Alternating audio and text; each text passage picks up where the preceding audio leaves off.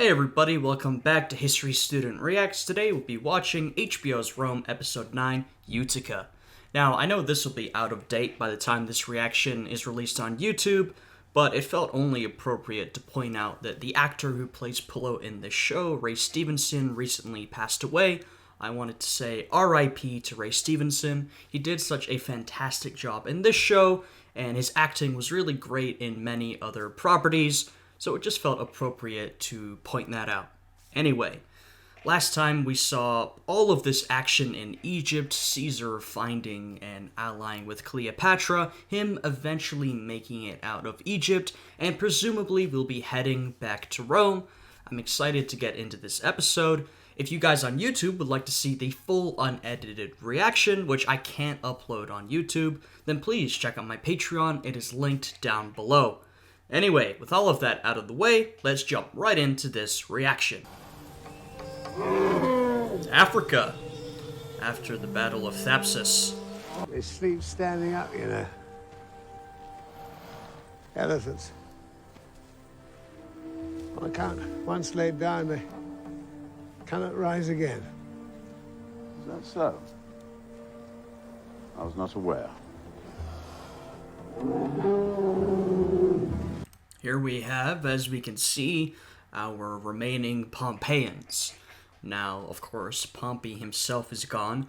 A lot of the Pompeians have either given up, completely fled, or returned to Rome, trying to find some sort of parley, some sort of mercy from Caesar, who is very willing to grant such mercy.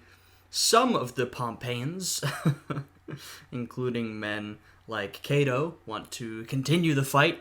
You know, they are very devoted.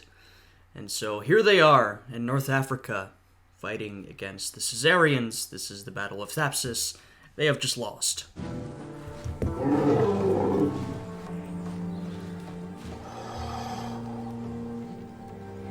We should go.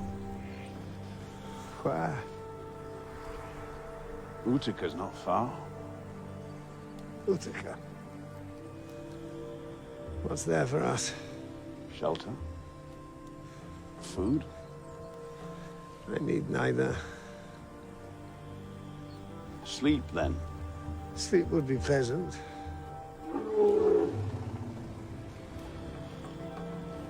So, Utica, then.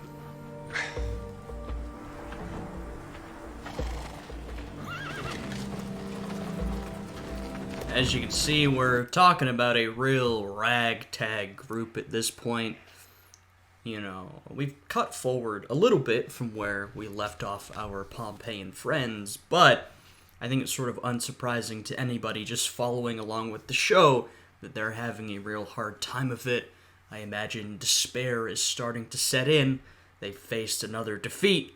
There's really not much hope for these remaining Pompeians. cheer up. We live. We do. We live. And where there's life, there's hope. For now, If we've done anything, old friend, we've disproved that proverb. Aquinas, this bread is stubborn. Give me a knife. Scipio, you have a tolerant spirit. If you can, you should make your peace with Caesar. I don't know about that. I shall do whatever you do. I wouldn't do that. Go your own way. In any case, let's not discuss it now. There'll be plenty of time for such sad talk. If you'll it's fascinating. They're really sort of gearing up for, one could say, further defeat. A future that they really don't want to confront, but they're ready for it. And once again, this is why I say we've seen a bit of a leap since we last left Scipio and Cato, where they were still determined to fight on. You can see here they've lost a lot of that hope. Cato especially doesn't seem to see much of a hope for the future, and this, you know, basically corresponds to the series of events in real life. Though, as always, you know, this person might not have been here, and were these two together, and did they have this conversation? You know, all of that stuff is a little more vague, but yeah, we are getting the general feelings that are probably being felt by men like Cato. Excuse me. I need to urinate. There's a piss spot through there, I believe. Oh, wow. Are we gonna do this now?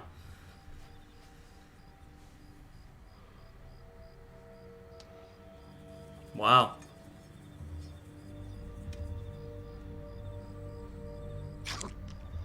Jesus.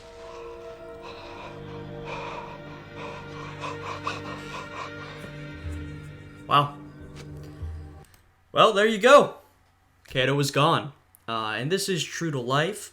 Well, it's almost true to life. I believe how it actually went down is that Cato was already garrisoned at Utica, and when he heard of the defeat, he then killed himself. So it didn't necessarily go like this, but yeah, basically, Cato had lost all hope, especially after the defeat at Thapsus, and he committed suicide. You know, this arch-conservative who was so intent on fighting Caesar, whatever the cost. He refused to give up. He refused to go back with Cicero and Brutus. He kept fighting, and now he's gone. The Pompeian cause gets weaker by the day, but Scipio is still here, so maybe he can do something. Help! Help! I'm kind of surprised they jumped into it so quickly. Not too much of a build-up, but there you go.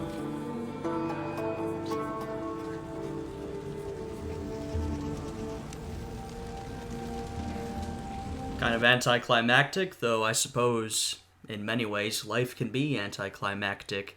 And I'm sure, frankly, if you were there at the time, it would have felt anticlimactic. You know, you keep fighting and fighting and fighting, you take this defeat, and it's all over. It's all over for Cato. Send them away.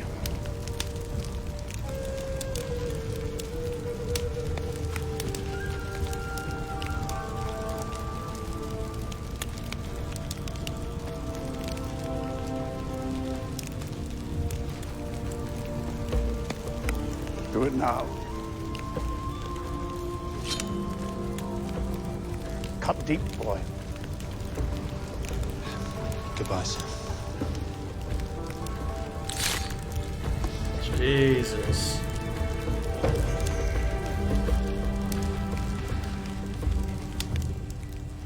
Well, there you go. Okay, so quite a start to the episode.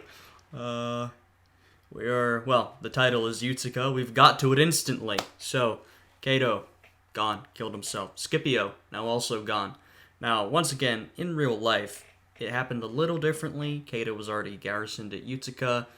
You know, he heard news of the defeat, he killed himself, and then I believe, and this is all pretty foggy, I believe Scipio tried to make a naval escape, but that was thwarted in one way or another. He faced another defeat or another setback, and then he also committed suicide. So, you know, this timeline isn't exactly correct, but, you know, basically, generally, yeah, two of the main remaining Pompeian leaders are now gone by their own hand.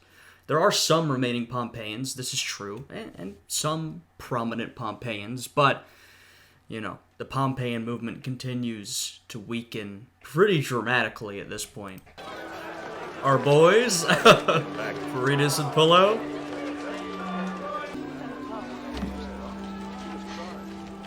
Returning to his family once again. Are you home for good now? Yeah. No more soldiering for me. It's always good to see Peritus reunified with his family. I think on better terms this time. I mean, this time he was gone for a much shorter period.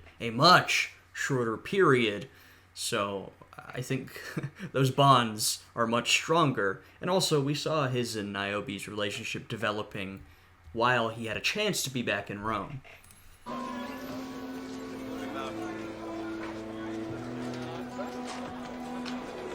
So that's nice, you know?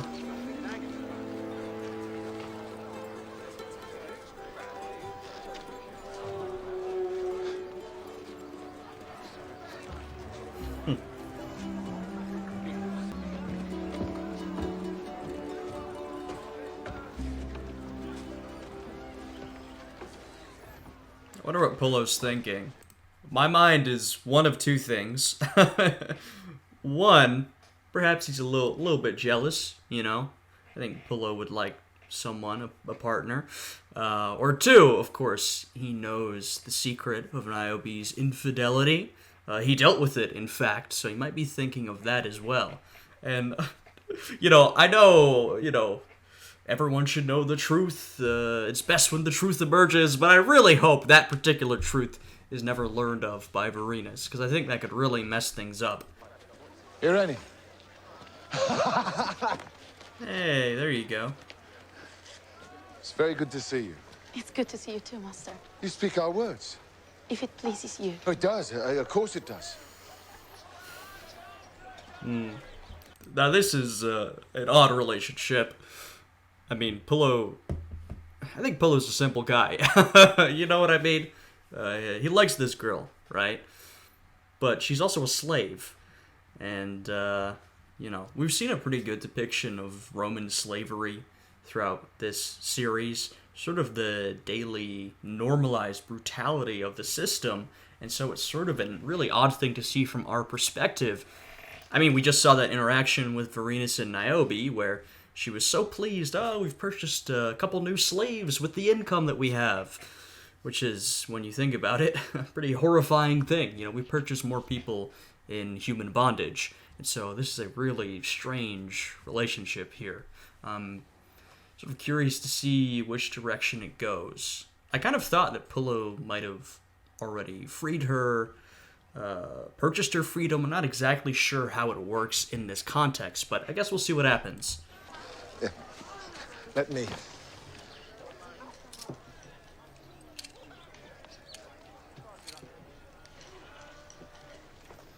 Lovely.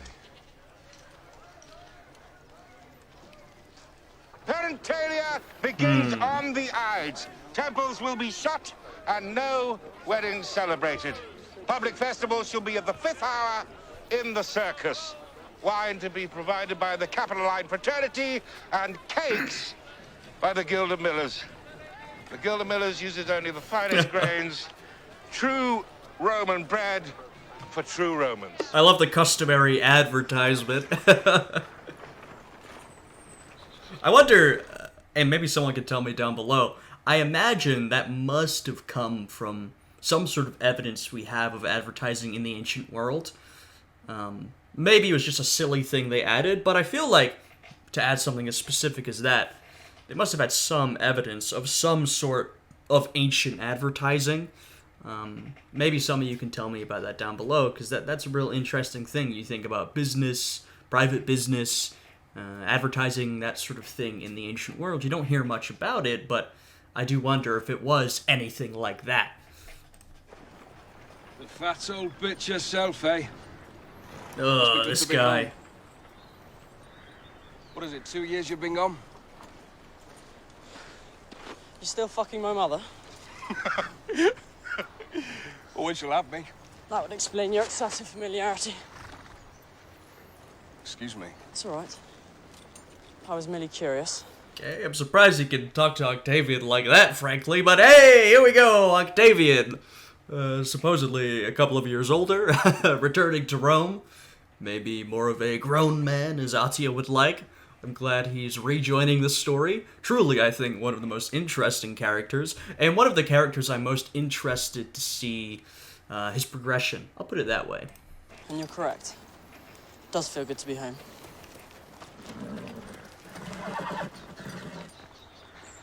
I really don't like that guy, though. The, bodyguard or whatever he is, private security.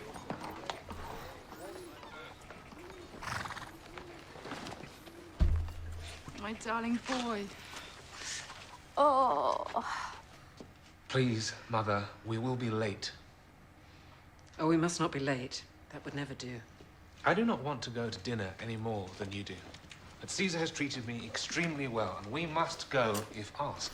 Oh my, I am real curious to see how this goes. So, Brutus has returned, and we see him and Servilia sort of reintegrating into polite society. Brutus, because he was gone fighting alongside the Pompeians, Servilia because she kind of pulled back after all that business with Attia and Caesar. And now they must attend this event.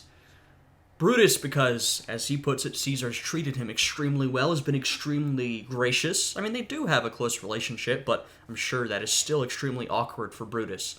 A man who he fought against very recently, he now has to be all buddy-buddy with, attend these sort of social events. And Servilia, who, of course, once truly loved Caesar, and, you know, got very, very angry at him after he broke things off, sort of, you know, well, cursed him, in fact. That's more than just being angry, and now they have to go and see him. So I'm curious to see how this ends up. Honor demands. Honor?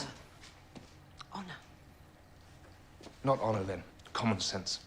I cannot ask mercy of Caesar, accept rank and favor from him, and then refuse his friendship. What sort of man asks for mercy in the first place? I assure you, Mother, I am not proud of myself. I am not proud at all. In lieu of a noble suicide, you shall have to be content with that. And you see how he puts it, and I think this is worth discussing a little bit. In lieu of a noble suicide, he feels it would have been more honorable, more noble to commit suicide instead of seeking for Caesar's mercy and his grace, instead of saving his own life. And I think, as we've seen in this series, suicide was a fairly common thing to do in order to preserve one's honor. And so, if you were fighting against an opponent and you knew that you would lose, or you had been completely disgraced, then killing yourself was very common. I mean, we saw it literally earlier in this episode with Scipio and Cato, and you know, many more suicides will occur with prominent figures throughout this period. You know, it really was a sort of common solution to one's honor being disgraced. So it's exactly right how Brutus puts it. Suicide, in many instances, was seen as the more honorable path. But Brutus, and Cicero for that matter, have chosen to save their own lives and basically lose some of that honor in the process. In a traditional sense. I mean, from Caesar's perspective, he's very happy that they came back to him. He sees that as the right move. And I'm sure he would tell them, no, of course, that's ridiculous. I mean, it's honorable to fight a good fight, and then once you're beaten, to come back. But that's not how a lot of people would have seen it. Bring me my shawl. Please, do not come. I shall make your excuses to Attia. Certainly not. I will go. Not to be there would be seen as weakness. Plus, I don't want any judgment from Servilia towards her son. I mean, Brutus actually left to go fight for what he felt was right, so I feel he's done his best, truly.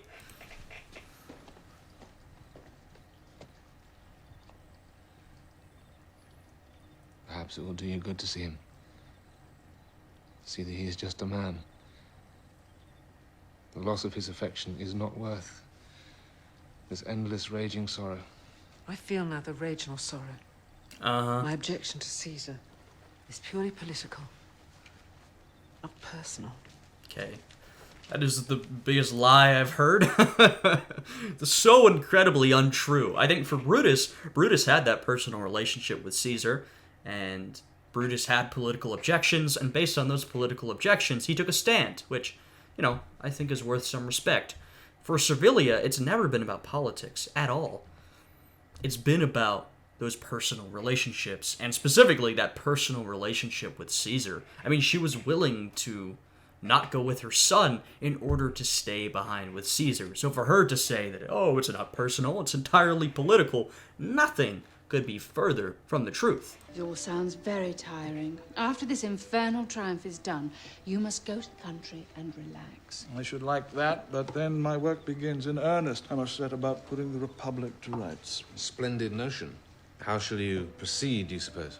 I have a few ideas, but I'm open to suggestion. Yesterday, I saw Malchio the baker in a litter. A baker. I put a stop to that sort of thing immediately. I shall have it looked into. Fabian, how would you proceed? That's funny. Caesar says, I'm open to suggestions. And the first thing that Atia goes to is class distinction. As we've seen, there is this strong class dynamic in Rome. Of course, we have the sort of plebeian and patrician, and I know people have said before, well, the official distinction isn't there, or shouldn't be there, but, as was true in real life, and as the show is depicting, there was still this strong class dynamic in Rome, and so a lot of these people were very elitist. Though, of course, Caesar was known for being a populist, so he was sort of outside that norm, but Atia is being portrayed as very elitist in this series. And so the first issue her mind goes to is, this baker, he's getting above his station. Can you look into that? Caesar goes, yes, I'll look into it, of course. It is interesting to see Caesar sort of talk about setting the Republic right, because, of course, after he returned, Caesar did this sort of interesting dance where he acted as if he was setting the Republic right, but he also claimed a lot of power from himself, and sometimes he was less obvious. Oftentimes he was pretty obvious about the power that he was taking. And so I'm curious to see how this series will show Caesar proceeding with that. Because even in real life, there's a lot of speculation about what exactly Caesar was trying to do, how much power did he want to take, to what extent did he want to preserve the Republic? I mean, look, we know he wanted to be this single authoritarian at the top, ruling over everybody, but to what extent did he want to keep some Republican elements, or even the facade of a Republic? There are a lot of actual questions about this, because, one, we don't know exactly what Caesar was up to. We have our sources, and two, we don't know what was going on inside Caesar's head. And that's the point we get to at times, where we say, well, we can look at everything, but we don't know what the man was thinking. So I'm curious to see how it's portrayed here. Proceed, or you me? Proceed with? Putting the Republic to rights. How to proceed. I would start a large program of public works, employing citizens and freemen. Repair the aqueducts, levy the... Okay, this is great. Oh, this is so curious, because First off, I'm not sure how much an influence Octavian would have had on Caesar at this point. I think this might be a little over-exaggerated, but kind of one of the things they're doing is they're setting Octavian up in this position, right? And of course, as you know, as this series continues, Octavian will become increasingly important. He will be Caesar's one and only heir and successor, and then he will basically take over Caesar's position. And so some of the stuff he's talking about here, well, some of it Caesar will do, some of it is exactly what Octavian will do when he has this level of power. So it's a little funny to see. They're sort of, giving us a wink and a nod, saying, think to the future. I would create at least 100 or so new senators, that I could be sure were my creatures rather than my secret enemies. What is your point, Octavian? Oh, I do not mean you, Brutus. You're a man of honor. I believe that your capitulation is sincere. How nice of you to say so. Just had a thought. Did not your man Aelius Circulus die recently? I'm afraid you did in Thapsus, in fact. Just so. You shall take his seat at the pontiff's table. Pontiff's so young? I was not so much older when I entered the college. Very true. But I believe I have the authority to appoint whom I like. Indeed, yes. This is a great honor. Kiss your uncle's hand. You can see the, sniveling augur, who we've seen before, can very easily be bought off. This is a man who only cares about himself, and as we know, there are certainly those types of people in high society. Did not your man recently die? Oh, yes, he did, at Thapsus. A battle between the Pompeians and the Caesarians, and yet you have no care in the world, just sitting there drinking wine and eating grapes. A fairly despicable type of character, sort of selfish type of character, I guess. I kiss your hand, Uncle, but truly I would make an ill pontiff. Don't be ridiculous. You'll make a lovely pontiff. You'll see to it, right? I'd rather thought to concentrate on my poetry for a while. He'll make a lovely pontiff. Poetry can wait. There's us, with the walls of Thapsus at our backs. My father was just here. Now, coming towards us on the plain, with all their legions, cavalry, and 900 war elephants. Scipio and Juba, the ballistas and the city walls. So the front line thinks they've had the order to advance, so before the officers can stop it, the whole fucking army charges on Scipio's men double tempo now from elephants. Elephants see us come, running and screaming, and they turn tail and charge on their own lines. Boom! Chaos! Friedrich, you're making the children cry. He's getting really into this retelling of the story. Oh, don't cry. It was just a game. You must be bored sitting around here all day. I don't mind it. You've been discharged a month. I know. I mean, there's no hurry. We're all right for money and everything. But I can't be loafing around here forever. Damn, she's telling him, hey, you bum, get a job. So you don't want to take up the butchering trade? Shopkeeping? It'll give you something to do. Fine work for a prefect. Smells like old times. Does that? Do you remember that little siege at Avaricum? Not learn the trade sitting on your pugas. There's plenty more carcasses to be hung. That's my point. Once again, we see these two trying to adapt to civilian life.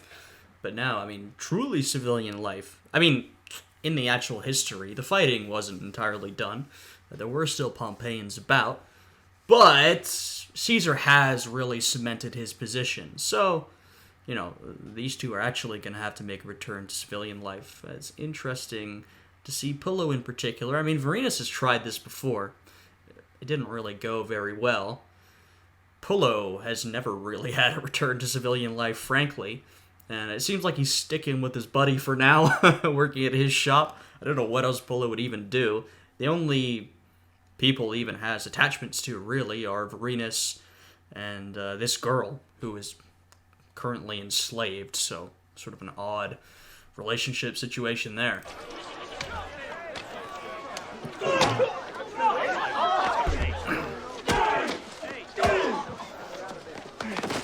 Tomorrow he'll have your money tomorrow. Let's take his nose off. No, not me. Hey, stop that! Take your business elsewhere. What's it to you, you bastard? Bad for trade. And who the fuck are you, little man? I'm Lucius Vorenus. I know you. Soldier boy, innit? Up at the dye works. Hasty wife. Do not speak of my wife. Get gone. That's an order. No. Orders. No. You're not a soldier now. You're a fucking shopkeeper's clerk.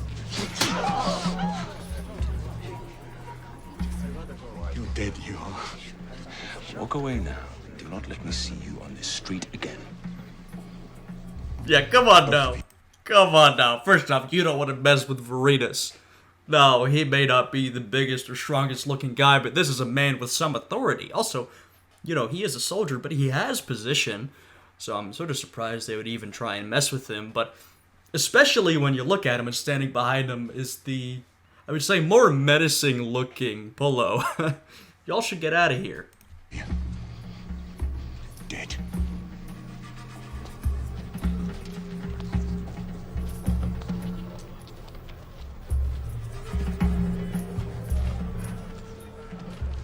Get back to your business. You shouldn't have done that. Those were Orestes Fulman's people.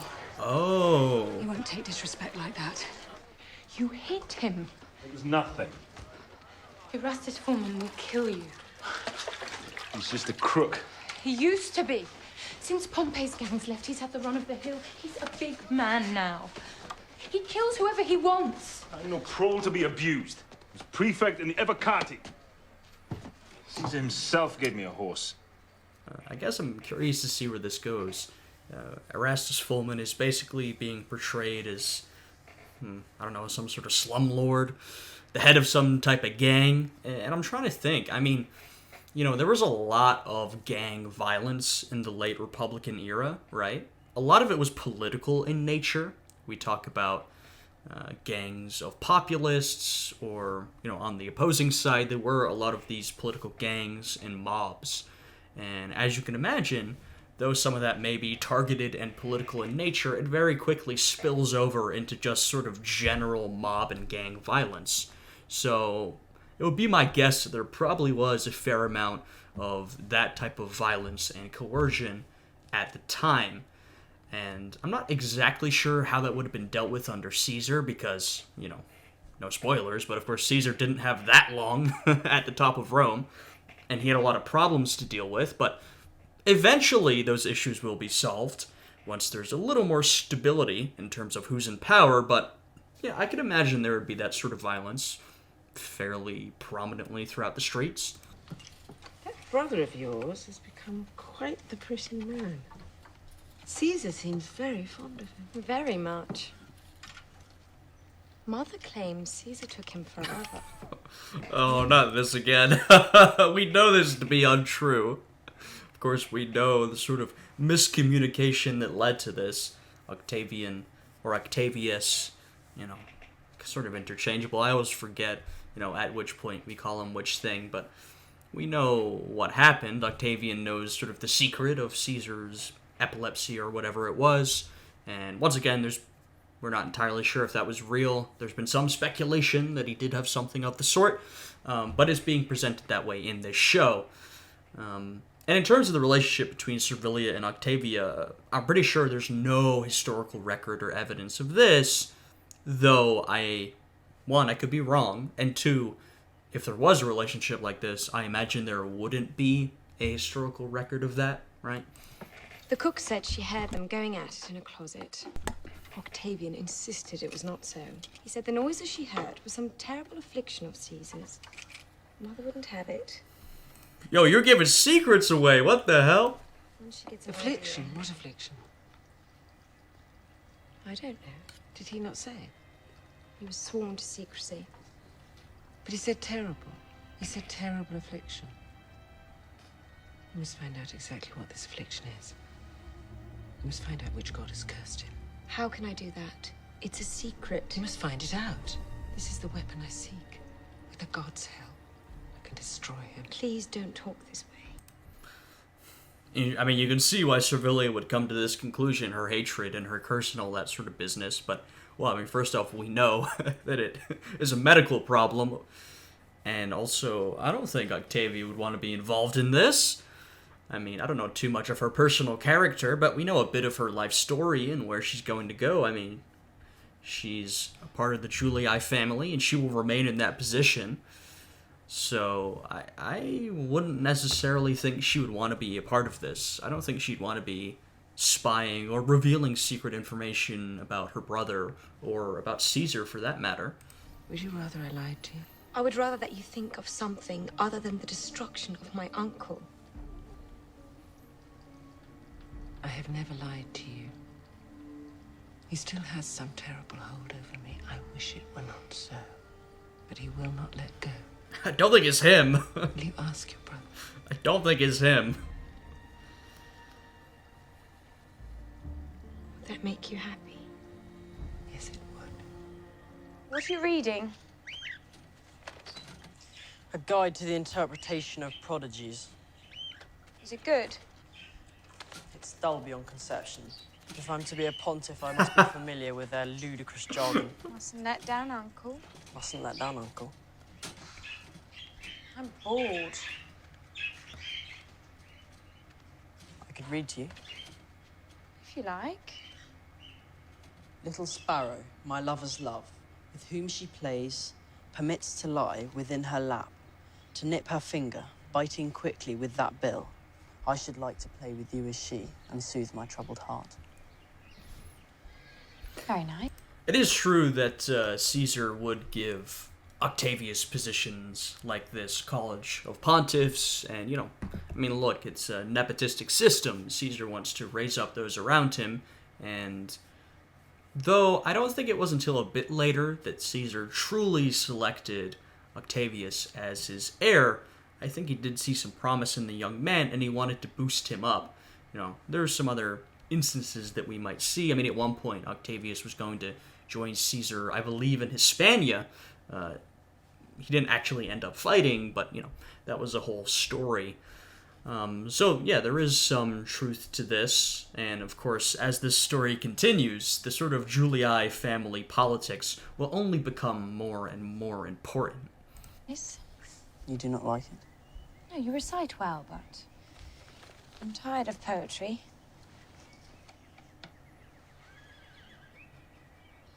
Tell me a secret. A secret? Something shocking and dangerous that nobody knows. I don't know any secrets like that. What about Caesar and his mysterious affliction? What about that? What affliction? Don't lie. One you tell Mother about. Oh, it was nothing. I was just making it up. So you were lovers? Of course not. Either you were lovers, or some god has cursed Caesar. Which is it? Sister, there are no gods. Don't be horrid. There is doubtless a prime mover of some sort. But a community of beings that look like us, meddling in our affairs, highly improbable. You don't trust me. I don't know what the religious beliefs of Octavius were. I think they might have been a little more traditional than that. That sounds like pretty odd religious beliefs. But at the same time, there was a pretty large diversity of religious beliefs and faiths within Rome. There wasn't necessarily one orthodoxy to follow. A lot of different people believed in a lot of different things. Though, yeah, I don't know. I don't know if Octavius did believe in the sort of typical Roman pantheon. I would imagine that he did, but I don't know. I do trust you. You're my dearest friend. Then tell me. Why this in particular? What do you care if Caesar has an affliction? I don't care the slightest bit. Only that it would be a terrible secret and something worth hearing. And I doubt very much that you've any terrible secrets of your own worth telling. You'd be wrong. No, please, like what? Uh-oh. I've tortured and killed a man. Liar. Do you remember Lucius Vorenus?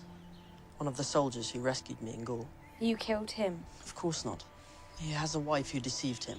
The child he thinks is his daughter's son God. is in fact his wife's child by a low half-Greek butcher. How sordid. It was the butcher I killed. Helped kill anyway. Oh, That is a secret. bravo, I suppose. You asked for a terrible secret. Now that's gotta be significant. There's no way they would add that in. Him telling her that and not have it be significant in the future. You can just see the threads unraveling. You know, I've talked about how it would be real bad if Vorenus ever found this out. I don't think Pullo's going to tell him. Maybe I'm wrong. But it would have to be pretty exceptional circumstances. And I don't think Octavian would really care to tell him, but now Octavian has revealed it to somebody else, and you can see how one step after the other, the information starts getting out. So I don't know. Maybe nothing will come of this, or maybe they're setting up the reveal of this secret down the line. I worry. Uh-oh. Uh-oh. Centurion! This is not good at all. Lucius Vorenus! Lucius Vorenus! Pullo is always ready. Does not matter where he is, if he's at the bar, if he's at the brothel, if he is almost entirely naked, he is ready to fight. How are you going to handle this, Vorenus? I'll be. Looking as lovely as ever. Uh-oh, not good at all. Phyllis sends her best regards.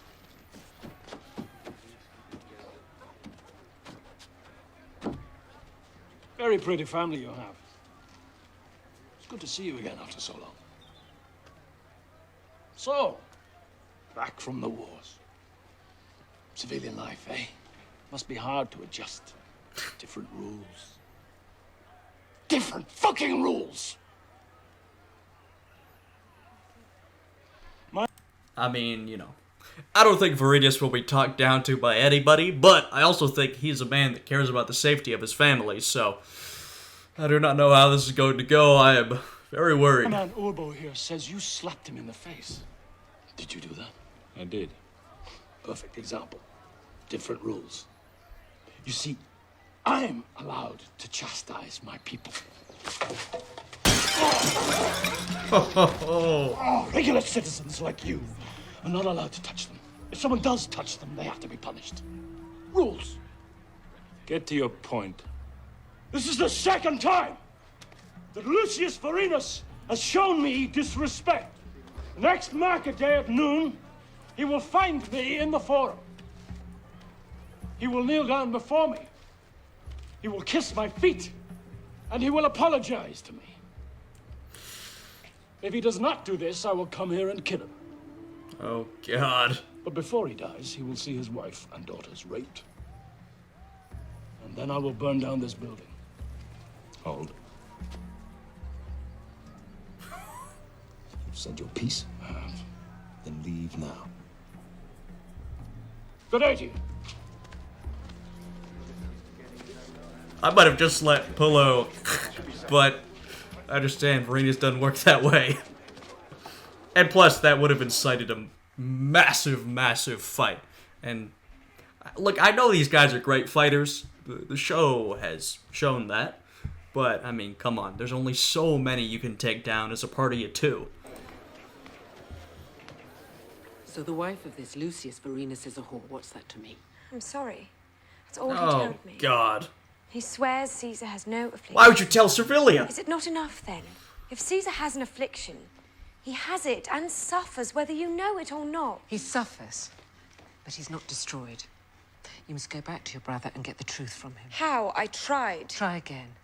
Oh, come on. Promise him something. You do have something he wants. What do you mean? The young man will tell his lover anything. Yeah, I don't think Octavia would do this. I really, really don't. I mean, look, once again, we're working in the realm of historical fiction. There was really no evidence to back this up, or not back this up. So all we can do is sort of judge the characters and see, okay, is this sort of vaguely related to how they were in real life? And I just don't think Octavia would betray her brother or do this sort of covert action. Also, the idea that there's some sort of relationship between Octavia and Octavian, you know, I think there's been speculation about that, but I don't believe there's any evidence to support that. So, I don't know. We'll see where this goes, but... And, you know, I'm sure the whole Julii family could be, you know, they can be snakes at times. They're looking out for themselves, but I don't think Octavia would do anything to seriously betray her family. I really don't. I can't. Where are you going? Home. Don't go. It does Your seem mother- like... Oh. Uh-oh. Well, I could read subtitles. I was gonna say, it seems like Servilia is also just using Octavia, but I guess we'll see how she reacts to this piece of information being dropped. Killed Glabius. Uh-oh. My people caught one of the men that did it. One of Timon's men. What will Octavia do now? Couldn't tell ya.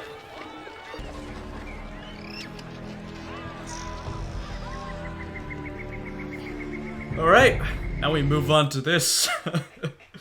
This conflict. I guess we're gonna see how Varenas handles this. Now, let me think about what I believe will happen before it all goes down. I mean, look, like I said, I don't think Varenas is a man to be talked down to by anybody. He's a honorable guy, a traditional guy, and he doesn't really tolerate any sort of disrespect. But, I mean, Varenas is also a man who wants to protect his family. And I think he would do anything to protect his family. So, I don't know. Maybe he will just take the dishonor, or maybe he won't. Maybe he'll try and fight back. Dangerous situation here, either way.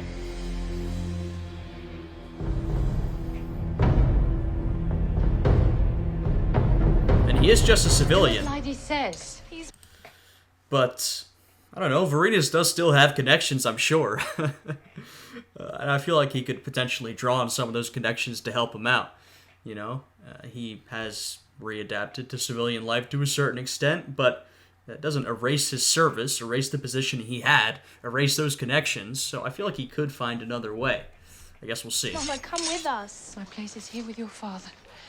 What if you're killed? Then you must stay in the country. All right, Don't come they're back gonna to the fight. city. You understand? Don't come back. We'll be country girls. Always remember that you are children of the Varini, an old and respected name. And always remember that we love you. We love you very much. All right, Varenas has chosen his way, and it looks like Pullo's gone right along with him. I guess the two are sort of tied together at this point. Run and hide.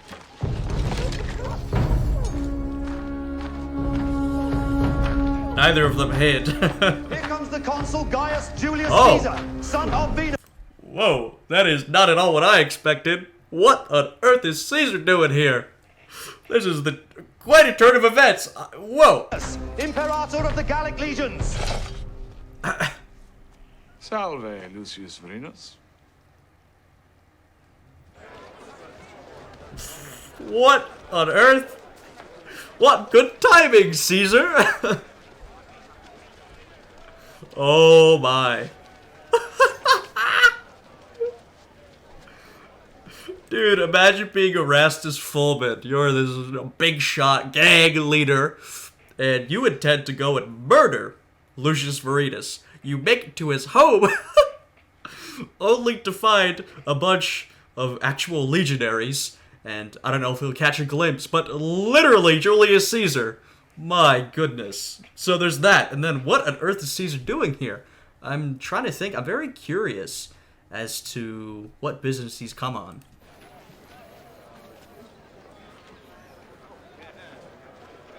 Yeah, get out of here. Walk your ass back home. Your wife is very beautiful. Her name? Niobe, sir. This is quite a house guest. Rise, Niobe.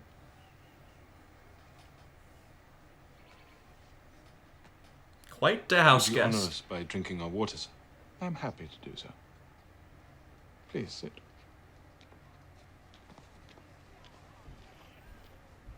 I have always held you in high regard, Vorenus, and I am told you are a man of respect among your people here. I hope so. That being so, I am come to ask you to stand for Magistrate of Lower Aventine. Oh. On my slate. Wow. Fascinating. Okay. I was really not sure what Caesar was coming to Vorenus about, but this makes some sense. I mean, Caesar is basically trying to build out, I guess you could say, his administration, but he's trying to put people who he trusts in positions of power. And this is absolutely what Caesar did. Absolutely. You know, he wanted to really pack any sort of Roman institution with people loyal to him. Now, would he come to someone like Vorenus? I'm not entirely sure, but once again, the show has to keep bringing these characters together, and the show has sort of shown that Caesar does have a particular interest in Vorenus and Pullo.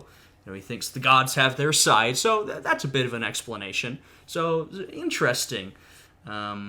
There's definitely some accuracy to this. Thank you. Well?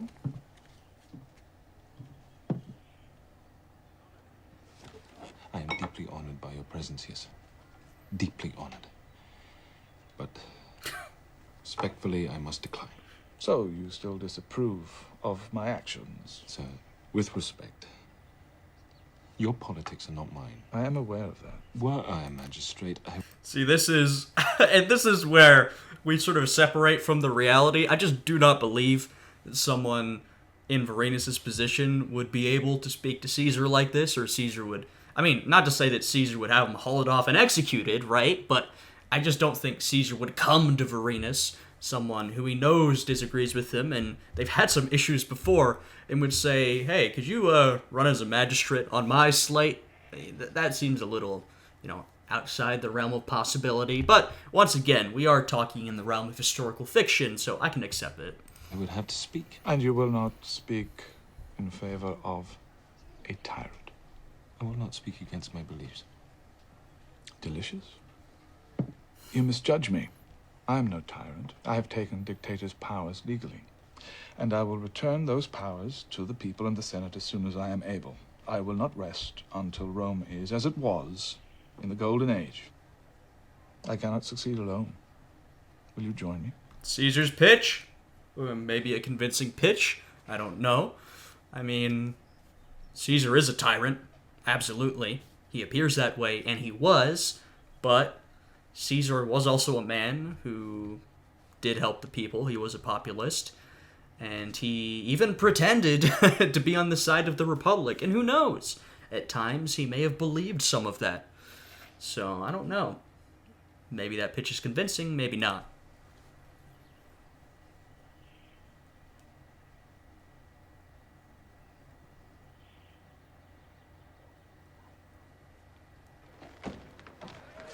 wonder what answer he gave. Well, there you go. There's the answer. Veritas keeps getting roped in.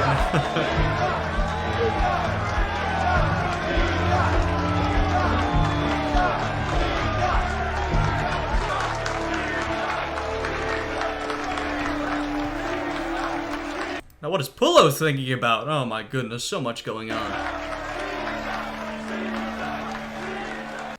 It's nice to be alone. Isn't it? I suppose. Come lie down with me. Lie down with you. Alright, I wonder where this is going to go. Julii family, a lot of interesting business going on. Once again, I know there's some speculation about Octavia and Octavius, but I don't believe there's any evidence that anything like this ever actually happened. And I wonder how the relationship between Octavia and Atia is going to evolve now that Octavia knows. You know, I was thinking they're sort of portraying Atia a bit like depictions of Livia are often done. I feel like their depiction of Atia here is a little bit modeled after Livia. You know, this sort of matriarchal figure, very conniving, scheming, that sort of thing. I'm not sure if what we know about Atia is necessarily this extreme. I mean, the one thing that I really think about when I think of Atia is what happens when Octavian is chosen as Caesar's heir. But we might actually get to that in this series, I'm not quite sure. Anyway, let's see how this scene goes. Let's see what angle they're coming from.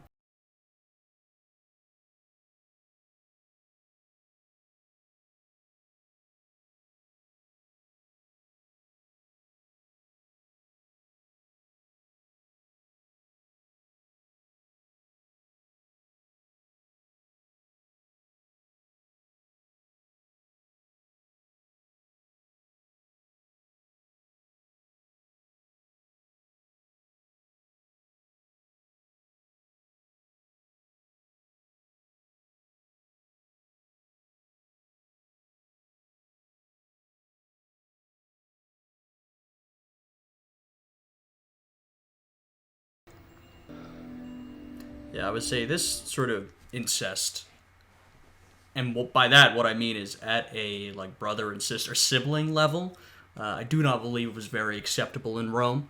At a cousin level, far more common. This is more sort of an Egyptian style, and we saw that a little bit when we looked at Egypt. There was a lot more incest at the siblings level, especially within that Ptolemaic dynasty. In Rome, I don't think it was really acceptable at a sibling level, though I'm sure, in fact, there are examples of it. Oh. What do you mean, oh? Now comes the price. Yeah, and all of the, I mean, I don't know, all of this to extract some information from your brother? For Servilia? Really? I don't know. I don't really buy it, but I guess that's what we're going with here. Doesn't seem entirely right to me. What do you mean?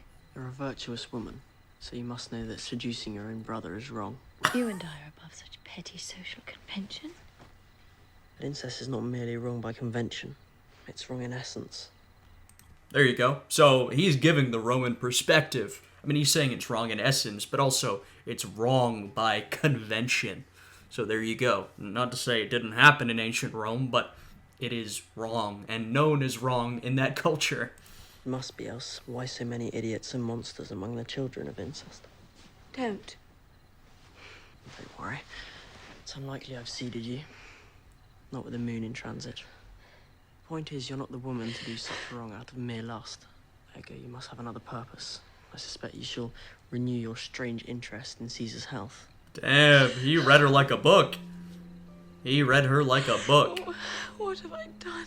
What have I done? What have you done? Tell me. Promise. Promise you won't tell Mother. God. No secrets can stay secret in this series, I'll tell you that much. You know, they're always found out by someone. So, yeah, I mean, not great. Incest. wrong. And also in Rome, wrong by convention. But I guess they are on the same page at this point. She's going to tell him what's been going on. And so I suppose in the end she didn't end up betraying her family, even though she has sort of already paid the price by seducing her brother. And then Octavian sort of played very cerebrally in this scene, which I think is a bit odd, but, you know. Hey, Pillow.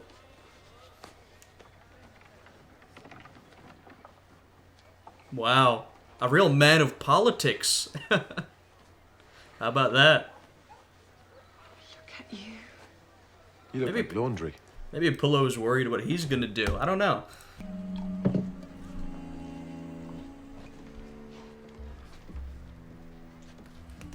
I'm trying to work out. Pillow doesn't seem entirely pleased about this. Maybe he's worried that he's sort of getting left behind by Vorenus. Maybe Vorenus is too good for him. Maybe Pillow's not sure what he's going to do. I'm not entirely sure. Calm down, Mother, really. Calm down, I've not even begun to get angry. Uh-oh. Uh-oh. Enough! I am your son, but not your child. You will not strike me anymore. Will I not? You fucked your sister, you little pervert. Don't tell me what I will and will not do. Be quiet! You wouldn't dare. Of course Atia found out. She finds out everything. How could you do this to me? Everyone in this show finds out everything. My own child. You killed my husband. I told you, didn't I? I told you I didn't kill him. You're a liar. Servilia caught one of the men that did it. One of Timon's men. And where is this man? Did you speak to him? Look at me. Look at me. I swear on the spirits of my ancestors, on the stone of Jupiter, I did not kill your husband. You're such a snake. You abase yourself for a stupid lie. Servilia is the liar, you fool. She lied to turn you against me. I mean, Atia is currently lying as well, but I do think Servilia basically used Octavia and turned her against her family, which is also not good. I hope we sort of leave the incest there. Cut it off here. Let's not see any more of it. We don't need to.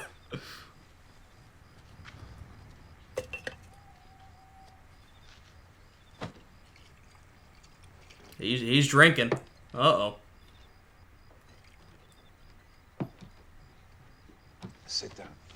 Have a drink with me.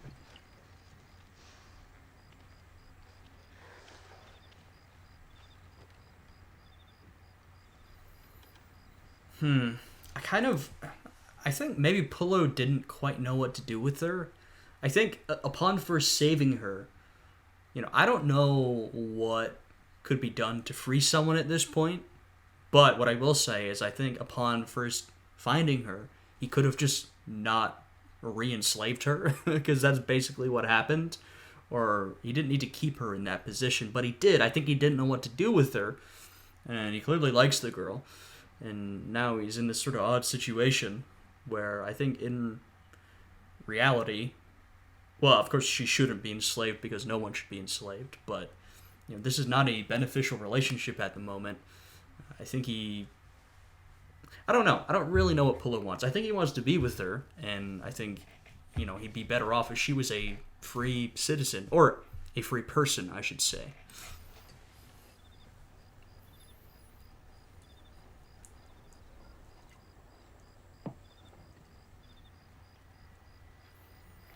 My mother had hair like yours. Oh no, not the mother. Grey eyes, though. Big, grey eyes. Slade. On one of those farms up north. Smelled of pine trees.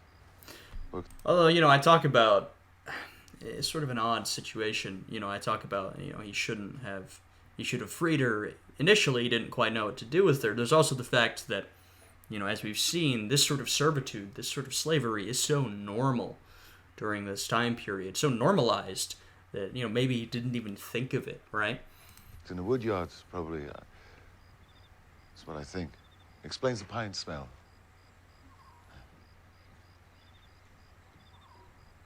Don't know who my father was. Just another slave, probably. He's some timid cunt shoveling shit with a collar around his neck because he didn't have the courage to die like a man. I'd cut my fucking heart out of my chest and eat it before I knelt down to anybody. Cunt! Suck my causing a cock, scene. the lot of yous! I'm tight as polo, right? Good. He's having a moment. Right. Right, master. Yeah, what do you know, of course the irony here is intentional. You can't talk to her about freedom. What are you doing? First of all, I wonder how Polo ended up a freedman. Both of his parents, likely both of his parents were slaves according to him. He's going through some sort of tough time. You can't talk to her about freedom. You know, you don't see the irony in that? What's the hat for? Yom Kippur. Ah, is that today? Ah. You call yourself a Jew? What are you, my rabbi now? Interesting. I always like when they include other groups in ancient Rome. You know, aside from these sort of typical patrician, you know, natively Roman types, we get to look at Greeks or Hindus or Jews, different ethnic and religious groups. It's really fascinating to me to see some of that diversity in the city that absolutely was present at the time. Real interesting stuff.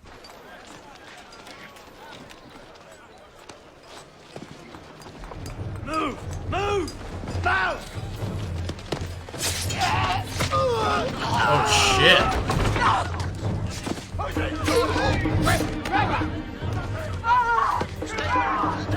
Oh, my.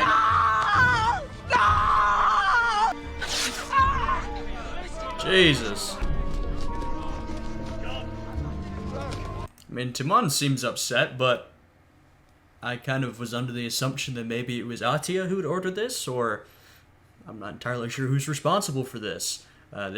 Act of humiliation.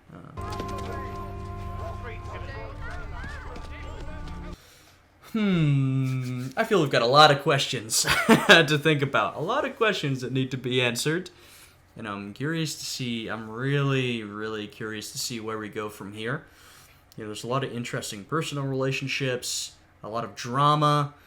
There's also the fact that, you know, I feel with the Civil War, there was a more direct path to take. I feel like now it's sort of opened up a little bit, and the show could go in a couple of different directions depending on what they want to emphasize. So I'm really curious to see where we go.